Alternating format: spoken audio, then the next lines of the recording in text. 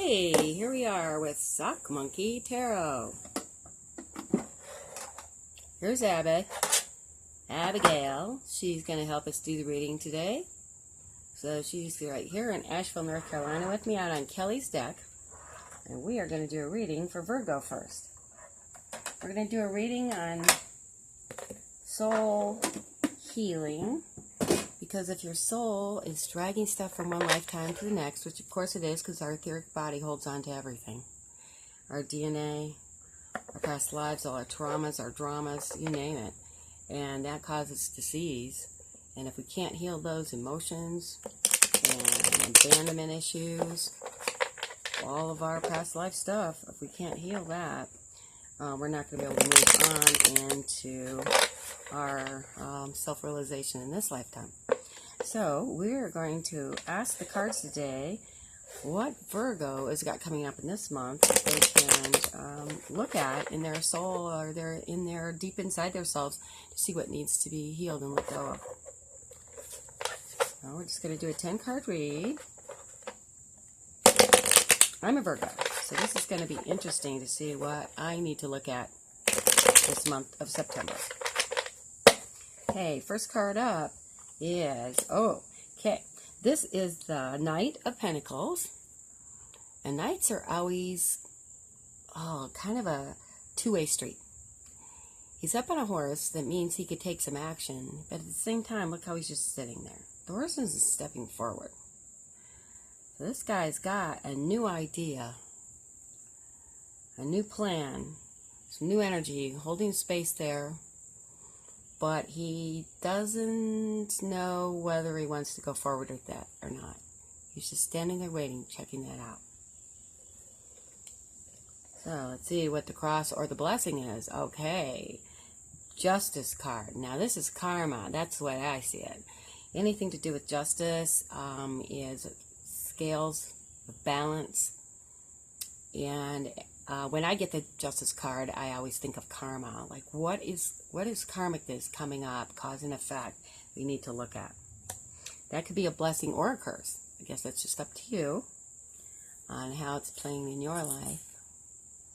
Okay, the next card up is going to be the Foundation. Oh, okay, so you have felt, Virgos, like you've been doing a lot of, going through a lot of turmoil, a lot of work. Things have been really pushing hard against you, but you have succeeded. This is victory through adversity. So no matter how hard things have seemed, you have been able to get through.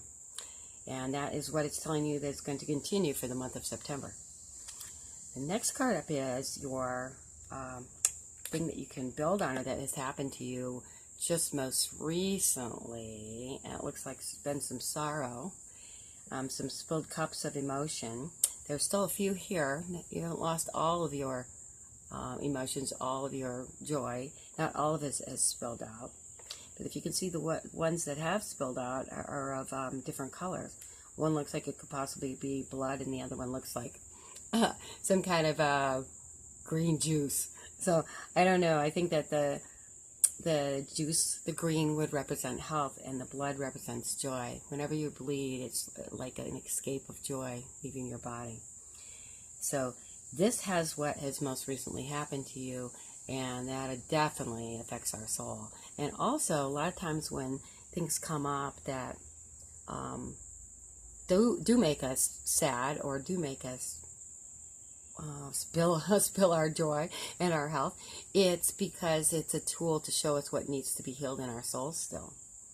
So basically everything in life is a tool leading us towards self-realization, or to remember that what we are really is spirit, and we've come to help evolve the human species. You know, we're here, our spirit, our soul is here to help humans move on to the next step. So, oh, look at this. Okay, so a little bit farther down the line, the first thing that's going to show up for you is the Fool card, which, I love the Fool card, and it's one of my favorites. Okay, this is the Wise Fool. This isn't just somebody just stepping off a cliff and doesn't know what he's doing. Look how his clothes are tattered. He's already been on his journey. He doesn't even have to use his magic wand for magic anymore. He just trusts that the universe is going to bring him what he needs. So he's carrying his knapsack on that. He's got a flower, a gift to give to the goddess. He's reaching up, looking, thanking the universe for all his blessings, not even needing to look down. He's got a little companion, and there he is in the abyss, and he totally trusts because he knows that life will bring him everything he needs. So it's really great to have that new openness and innocence and a new journey starting, but you're wise now. You've got the trust. You know that everything is going to work out for the best. Farther down on the line, oh, here we go. Oh, bummeroo. Okay, well, the Three of Swords does look bad. It always looks bad, right? But as we said, everything's a tool. So Three of Swords is betrayal. And the worst betrayal that there is betrayal of self. And I know, because sometimes that's the hardest thing to forgive ourselves for, right?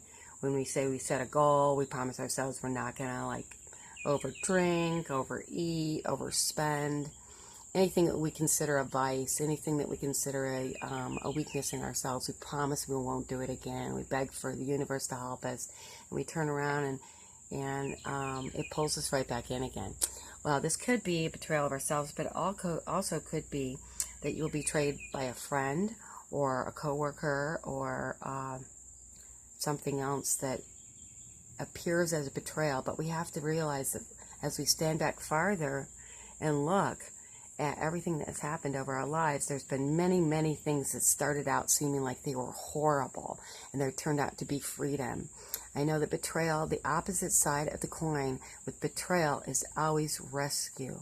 So many times we think that someone has rescued us, like our boss stabbed us in the back and fired us, and we go on to get so much of a better job. And that job wasn't so good anyways. We weren't really comfortable in that, or maybe he was hitting on you, sexual harassment, and you just couldn't wait to get out of there, but you just really couldn't force yourself to leave because it was such good money. And he took the universe used him as a tool to get you out of there, by going, well, you're out of here now because I just don't want you anymore. So, okay, the attitude for this month, a really good attitude, is the High Priestess.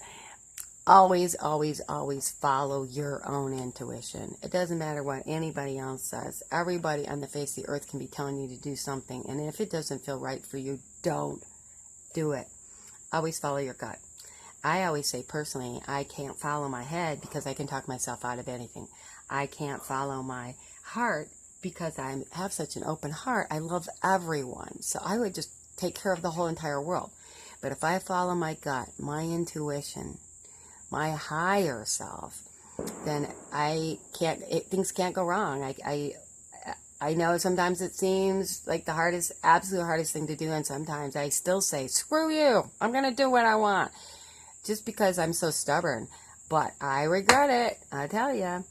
So, anyways, this is your attitude for the month. This is what we can do to heal ourselves, is always follow our intuition. And the outside source of that is holding a passion. Feeling young again, holding a passion, getting into our passion at the Page of Wands. What is going to help us get to our higher selves? What is it that helps bring out our intuition more and more? You can't get better in life than following your passions. There's a reason we have desires and loves and things that just make us want to do it 100% of the time. And I'm not talking about obsessions like eating or drinking or, sure, I'd like to eat chocolate 24 hours a day, but boy, wouldn't I get sick. Oh, yeah. So, I'm not talking about that kind of stuff. I'm talking about a passion that really sends your heart, like music or writing or, even reading. The Spirit can speak through to us through so many different venues. There's so many different ways, even going out and socializing, or even sitting in your corner staring at it. The Spirit can bring us anything and everything that we need as messages if we can just be in our passion. That's why it gives us passion. So, as we come out of that, here you are, cutting through with our thoughts, with our swords, knowing that we will cut to the chase, and it's making us feel young again. The pages are always those little whippersnappers in us that pull our energy forward and let us see what we can do. So, cutting to the chase, knowing that we can use our mind to decide after we have pulled our passion in. Once we follow our intuition, then we can follow the logical thing to do also. And the outcome is, oh, such a good card, death. Death always really means rebirth. It is the accumulation of all the stuff, all the tools, everything we have here, bringing us to a point of, okay, that's done. I know, oh, I'm finally done with that, and I can move on. And the new thing is coming. Every time I ever see the death card, I'm so excited because that means a release of the old, something that's been miserable or even like overly good, like too good, like the piles of chocolate we've been eating. We can let that go and move on to something else. And this is saying that it's going to happen without a doubt. This isn't even a case of, oh, yeah, maybe I'm still thinking about it. Yeah, I should probably give that up. Oh, no. Universe says, boom, it's going to happen. So by the end of the month, Virgos are going to be having a new rebirth into something great and wonderful. So let's look at this again. Okay, here we are, holding space, not exactly sure what we want to do. We've got a new idea, new energy here, but we're not sure. But we're standing there waiting, and we are overlooking our kingdom. We know that it's good. We're just not sure what to do with that. And got to think about karma. It is, the cause and effect is going to happen. See the Justice card? She always pulls it in. So you can look to see what in your life is maybe, I don't know, old stuff. Like, exes who are still in your life, and you really can see how they have caused a bunch of stuff that has caused some karma. And I don't mean like, that they caused you to do something mean. I'm just thinking that over time, a person in your life that's very negative can definitely wear you down and start making you feel like less than who you really are. They take a little bit of your soul away every time they're negative. So best to always hang out with people who are very positive and love you all of the time. Here's the Chariot, which is victory through adversity. And that's the foundation of this month for our soul healing. Even though it seems like it's going to be really rough, and it is hard, and it's been hard, whatever, it is going to be victorious. So don't even worry about it.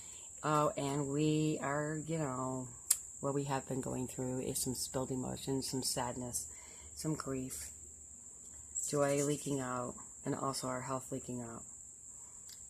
But it is not lost forever. See, there's still two cups here. Just concentrate on the joy and the love that you still have left, and that will blossom. Okay, and here we have the Fool card, which is coming up soon, that you're going to be taking a new journey, and you don't even have to worry that it's going to be perfect. And by journey, you could be traveling, like actually, going on a trip, but mostly I just think that is something new that's coming to you, and you can trust that if the universe has this plan for you, that it's all going to happen. And it might seem like it's taken too damn long. Believe me, I've got that one. But it will happen. So just trust. And there will be some betrayal of either yourself or someone else. And it doesn't have to be stabbing, like an actual sword in your heart. Swords represent thoughts. So sometimes just bringing in too many thoughts can really jerk us around. Too much negativity, as we were talking about, negative people in our lives can really mess us up. So that we start to think we're so much less than, and we don't deserve love or intimacy. But of course we do. We're actually wired for it. Our chemistry, everything in our body shows. So science has said that we are wired to be with a partner. And even if we're alone and we want to be alone and we want to live alone, We still have community. We are still partnered up with everything. Everything is interdependent. If you think it's not, then you got another thing coming, because everything is interdependent, intertwined.